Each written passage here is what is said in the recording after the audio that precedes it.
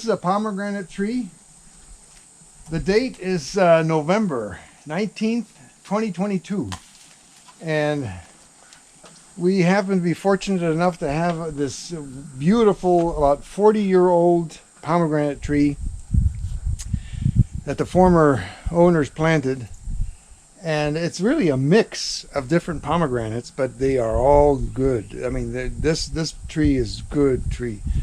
So it's been almost better than the Wonderful. The Wonderful is a wonderful pomegranate, but this is better. So we're going to bare this tree today because we're tired of the woodpeckers coming and making holes in them. And we're also, contributing to their delinquency because once the pomegranate's finished, then they're going to start decimating our mandarins.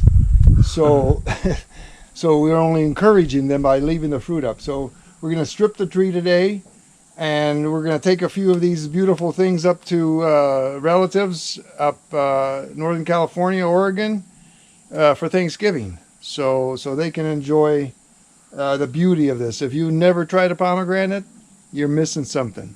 Introduce yourself to pomegranates. They're one of the beauties of life. When you got two of them together, you've got to spin them, kind of thing. But I mean, each one is just so gorgeous, gorgeous thing. Okay, get to picking. Behind you, turn around. Get to picking. Okay.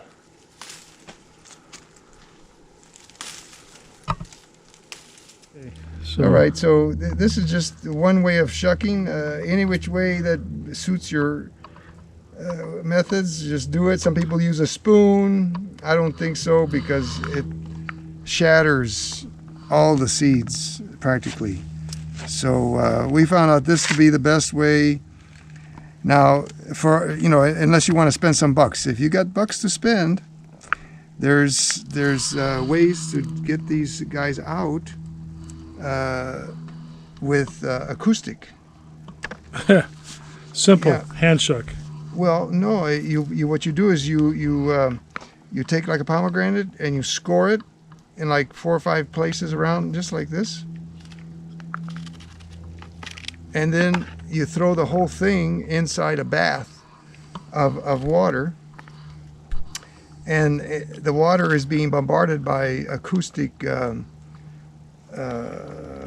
I forget the name they call it, but anyway, sensors of some kind, and it just vibrates. It vibrates the whole thing in the water, so most of the kernels will come out in the water without you having to shuck. And then all you got is maybe a few skins to have to go through by hand if you want to.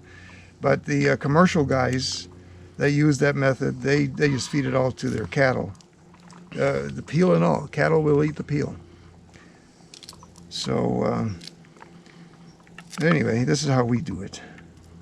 So it's laborious. Takes forever. It takes forever, and if you're not careful, your fingernails will gouge the kernels, and then they'll bleed into the water. Because after this, then I take it to like 2 5-gallon buckets, and I rinse them really good from one bucket to the next, and then that way, hopefully you get rid of any little pieces of this skin kind of thing, and also you get rid of there's like little things like this that hang on, and hopefully when you wash them and rub them in your hands in the wash, I threw away the good one. Then those things rub off and you won't juice them because they're bitter. And this is the harvest right here. So I figure about 200 pounds, probably 150 pounds of quality, and the rest are culls, which we will juice another day. But here we have 2 tubs of prepared pomegranates that have been washed. We had them yesterday, and these come from various trees that are still young, and so they're not producing that good of it. Some are good quality, some aren't. So anyway, we're going to juice it, and we're going to use this machine to grind them, but without grinding the kernel, the actual seed. Whereas if we juiced it in this, then these gears would actually completely grind the seed into a powder, and you would get juice out through the screen, and what you get out of this would be chocolate, what we call pomegranate chocolate. And almost nobody knows of this, but the kernel, the seed kernel, actually tastes like cacao. Just like cacao is chocolate, is the seed of cacao. So this, when you grind up the seed of pomegranate, you get a very similar chocolate type of material. And so we call it pomegranate chocolate. But we're not going to do that today because most people find that hard to digest. So this way, we're barely going to touch the outside of the kernel. Just rip it open, kind of. And it goes through, and then we'll press it in this press. And if you look at this machine carefully, you will see something. For those of you who are aficionados of Herbert M. Shelton and Walker, the creator of the Norwalk machine, the Norman Walker machine, you will see that this combination is a Norwalk machine.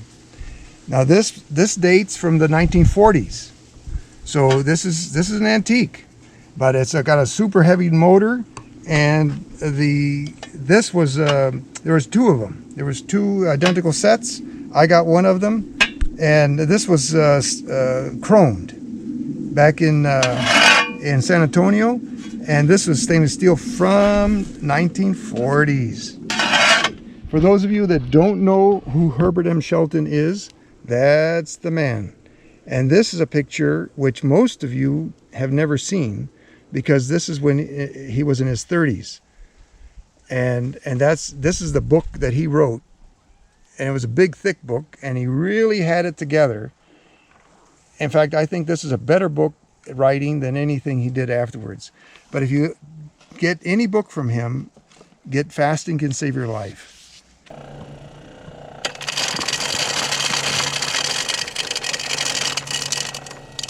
I used to have a surround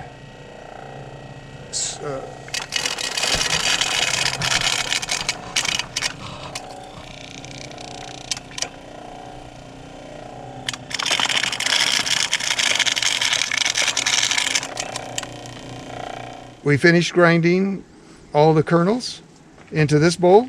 So now you see the mash. And what we're doing is we're taking out the liquid, separating the liquid from the more solids, and we're going to press the solids.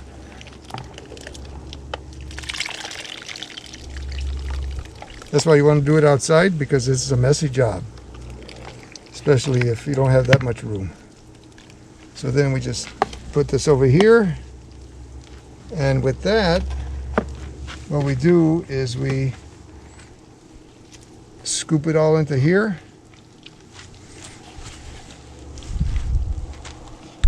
and get your hands all nice and black.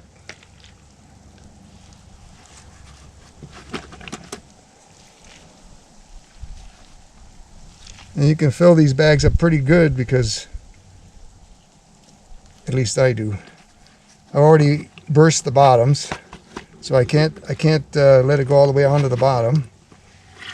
And I just do that. I squeeze it a little bit, roll it up, and I'm going to do that. And that's what we already have inside here. So that's what we already have there. This is just pressing it. And this is just pressing it. Juice into the 4 tons.